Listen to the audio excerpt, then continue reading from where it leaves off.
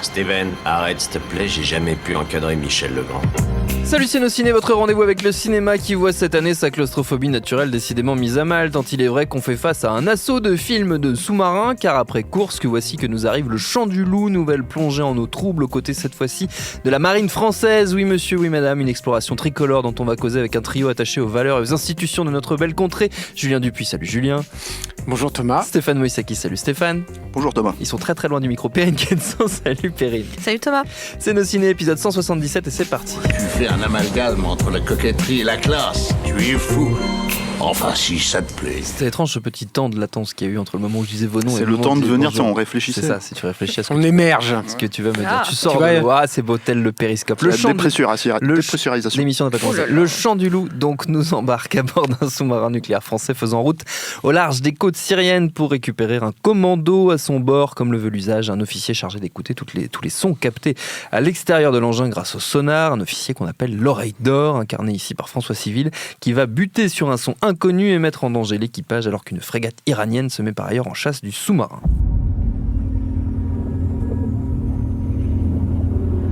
J'ai un rythme très lent. Du 4 temps. Ça c'est forcément un sous-marin. Il n'y a pas de sous-marin à 4 pales. Je sais. Derrière la caméra, c'est Antonin Baudry, dont c'est la première réalisation. On le connaît mieux sous le nom d'Abel Lanzac, pseudonyme utilisé pour signer la BD Quai d'Orsay et le scénario de l'adaptation assez ratée qu'en avait fait Bertrand Tavernier. Au casting, outre François Civil, on trouve Mathieu Kassovitz, Omar Sy, Paula Beer ou encore Reda Kateb. Votre avis sur ce Chant du Loup, les amis? Julien Dupuis. Lamentable. C'est lamentable. Lamentable. Une nouvelle fois, Julien Dupuis prend la parole. L'officier le plus gradé autour de cette table. J'avais trouvé que l'adaptation n'était pas si ratée que ça d'ailleurs. Je tiens à dire que c'était moi qui le dis. Voilà, tu assumes. J'assume totalement. Écoute, j'aimerais être clément avec le film parce que des films comme ça on n'en voit pas beaucoup, avec ce budget-là on n'en voit pas beaucoup.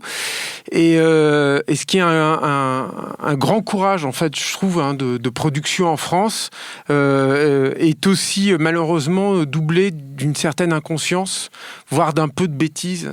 C'est-à-dire que pour moi le gros problème du Chant du Loup, c'est que je pense qu'il y a un sujet. Je pense que surtout il y a une possibilité de trouver dans le mode de fonctionnement français une brèche par laquelle la fiction peut s'engouffrer et de façon, je trouve, plutôt pertinente et intéressante. Mais le problème, c'est que tu donnes pas un film pareil à un cinéaste qui n'a rien fait avant. Ouais.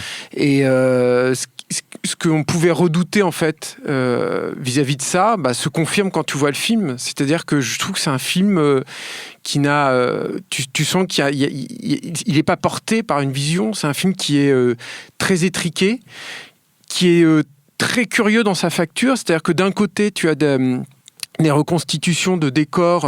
Il se trouve que j'ai fait une interview assez fouillée avec Benoît Barou, qui est le chef décorateur du film. Ils ont abattu un travail de malade, les mecs. Avec un jusqu'au boutiste étonnant, c'est-à-dire que par exemple tous les affichages sont corrects tout le temps dans le film. C'était une exigence en fait du réalisateur. Donc tu as ça, et à côté de ça, tu as un travail de Buff Compagnie sur les effets visuels. Et c'est important les effets visuels sur un film comme ça, qui est parfois totalement indigent. Ouais. Et tout est à l'avenant, c'est-à-dire que t'as des choix de casting qui peuvent être relativement judicieux. Et t'as encore ce problème, moi je trouve que sur François Civil, c'est pareil. J'avais déjà un peu ce problème moi dans Burnout. Je trouve que c'est pas un gars qui a l'étoffe en fait pour porter un film pareil. Et du coup, j'ai un peu quand même l'impression d'être devant un accident industriel. C'est un peu méchant de dire ça parce que je trouve que le film n'est pas non plus honteux, mais ça reste un tout petit film alors que ça aurait dû être un grand film ambitieux français, voilà. Donc restent les intentions et reste encore une fois cette faculté, et j'insiste là-dessus parce que ça c'est quand même très rare, de réussir à créer de la fiction avec le contexte géopolitique où la France a sa place et où tu te dis ah ouais, pourquoi pas. Ça pourrait fonctionner. Ça, c'est quand même très très rare en fait. Et surtout qu'en France, on n'a pas l'habitude de réfléchir comme ça dans les œuvres de fiction, je trouve. Hein. Mais peut-être que mes deux collègues vont me faire mentir là-dessus, quoi. Mais c'est rare en fait d'avoir ce type de point de vue et tout. Mais à l'heure où on enregistre, le film n'est pas encore sorti. Moi, je redoute énormément la réception publique. Oui. C'est embêtant parce qu'un échec comme le Chant du Loup, ça fait pas avancer le schmilblick, en fait. Ça peut doucher certains autres projets. Voilà, exactement. Mieux Quoi. menés. Et ça fait assez peur, quoi, là-dessus. Stéphane.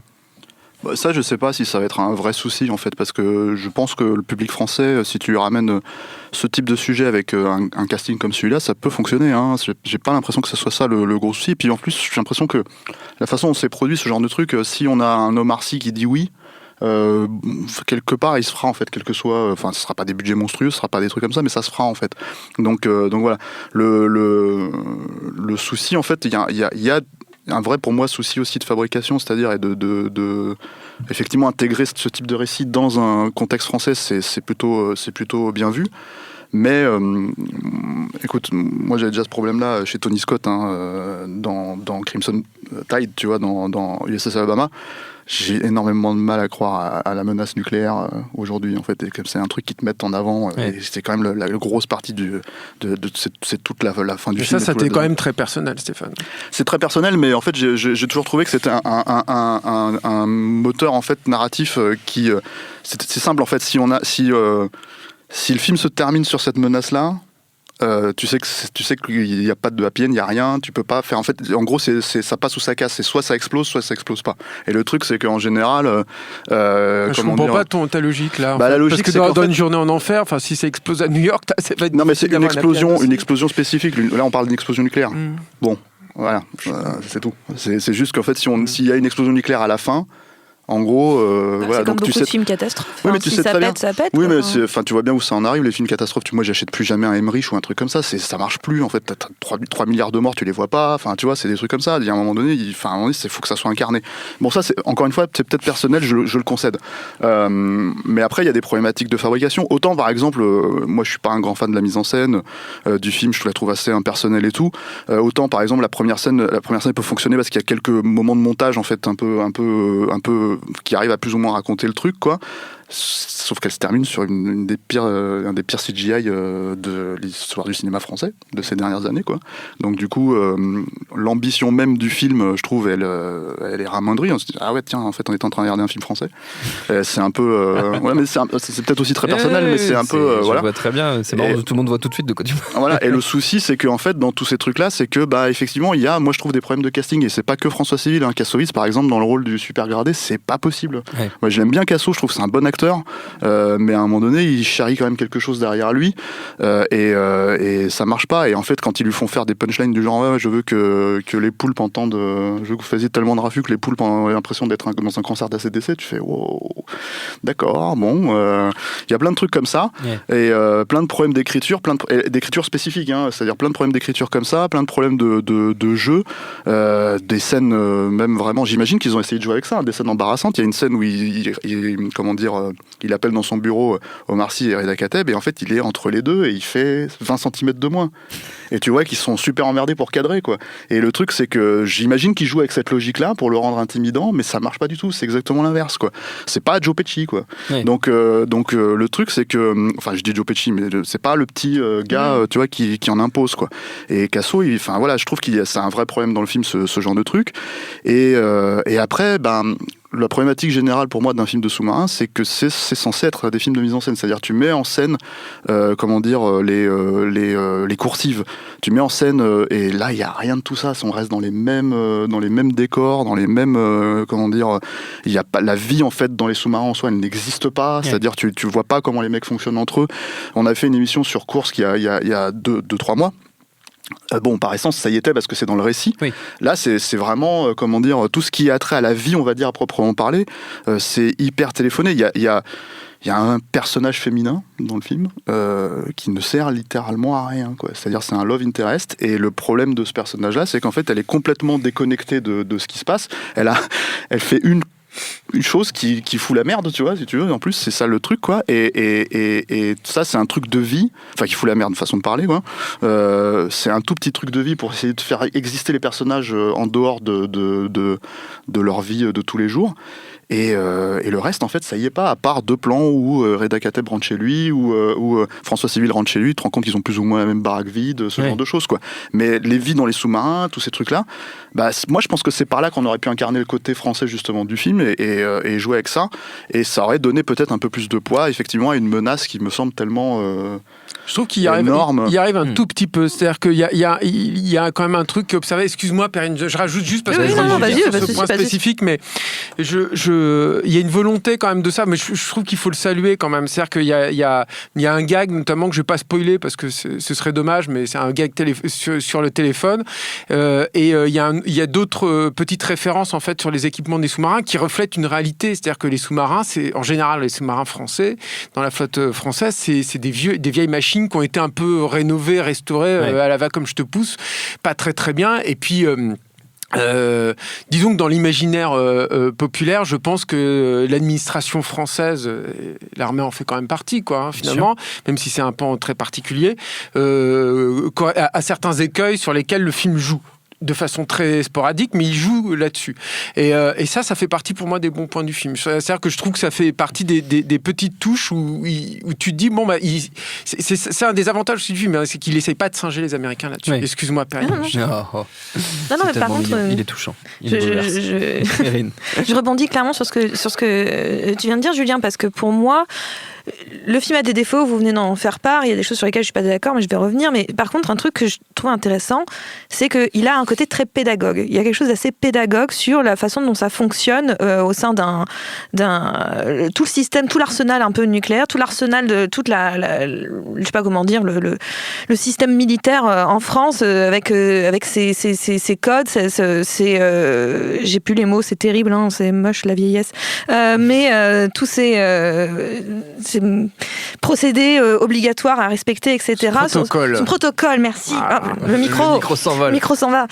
Non, mais le protocole, etc. Enfin, et sa raideur aussi, la raideur du système, quoi. Et je trouve que ça, c'est une partie qui, moi, m'intéresse beaucoup dans le film, notamment dans sa deuxième partie, où d'un seul coup, je trouve que le film a une ambition qu'il n'arrive pas toujours à atteindre, mais l'idée d'expliquer que on veut être une puissance, etc. On a un but à atteindre, mais ce but à atteindre finit par nous dévorer aussi. On a un rôle à jouer international, mais ce rôle-là, au bout d'un moment, peut mener à notre perte. Il y a une vraie référence sur une vraie réflexion sur nos outils. Sont-ils nos outils pour nous garder en vie? Vont-ils nous détruire?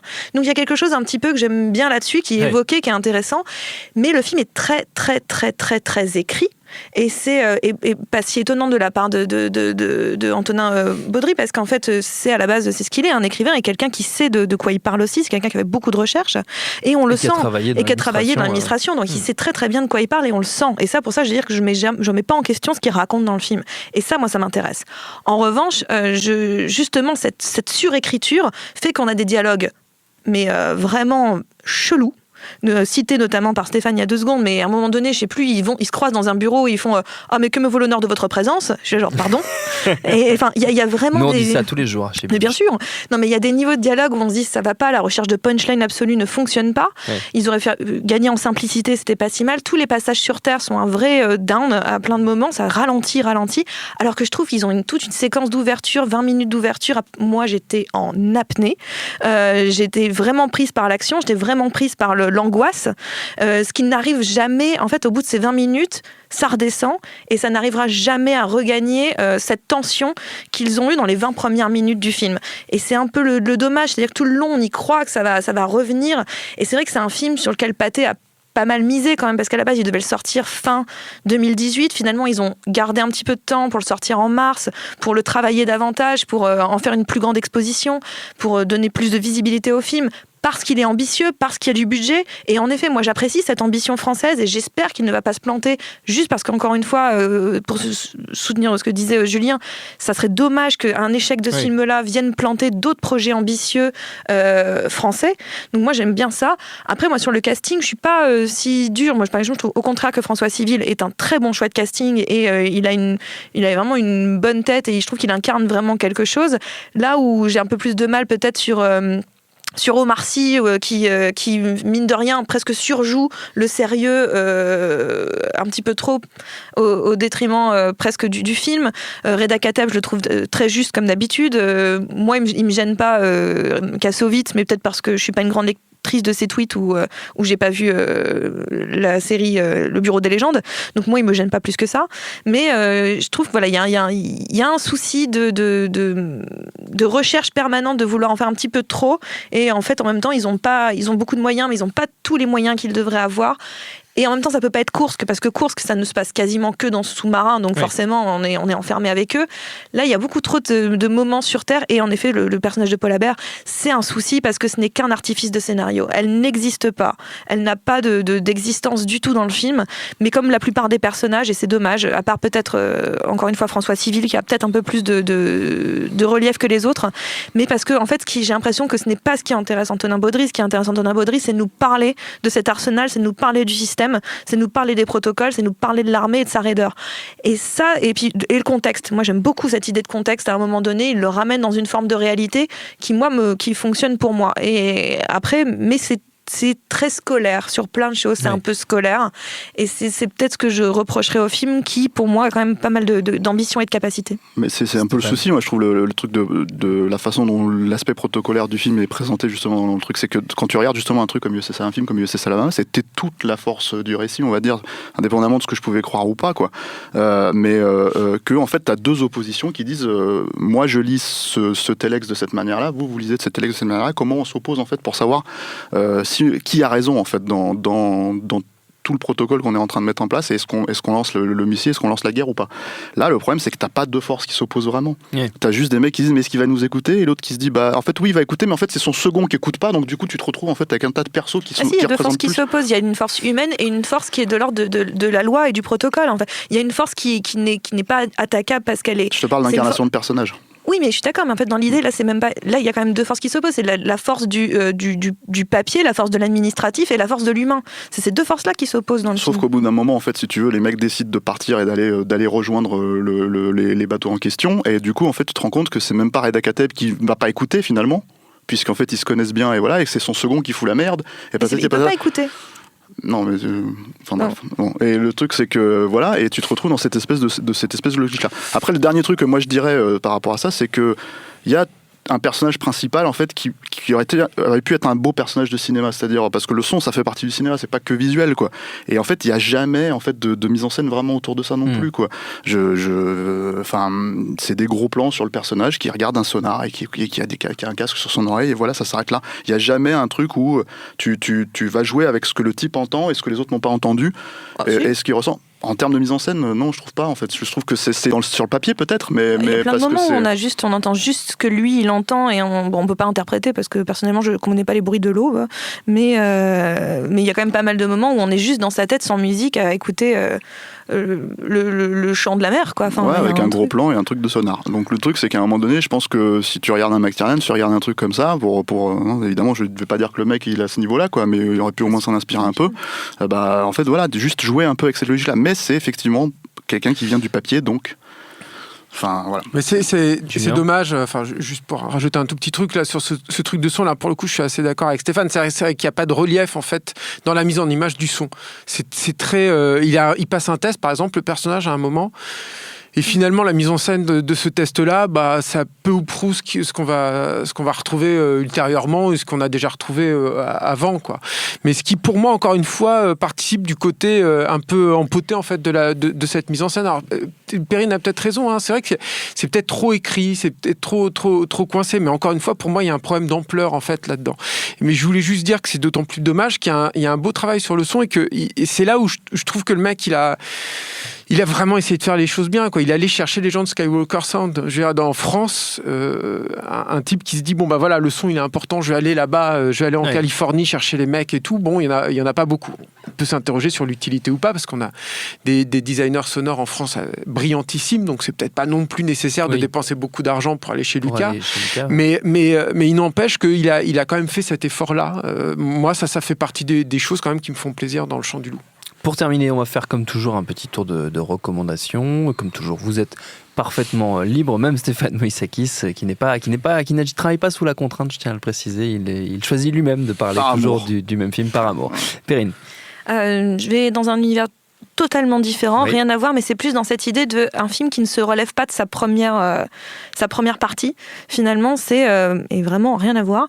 C'est Star is Born, mais quand je dis rien à voir, effectivement, c'est rien à voir, de Bradley Cooper, parce que Star is Born a une montée pendant une demi-heure qui est exemplaire en réalité, et ça se termine avec un énorme éclat. Et à partir de cette fin de demi-heure, le film ne se relèvera jamais de ça, c'est-à-dire que le film après, il est sympa, hein, c'est pas inintéressant, mais ça coule tout seul et on s'en fout. Là où la première partie avait un vrai build-up, une vraie montée, c'est vraiment très très fort, et la deuxième, après on s'en fout.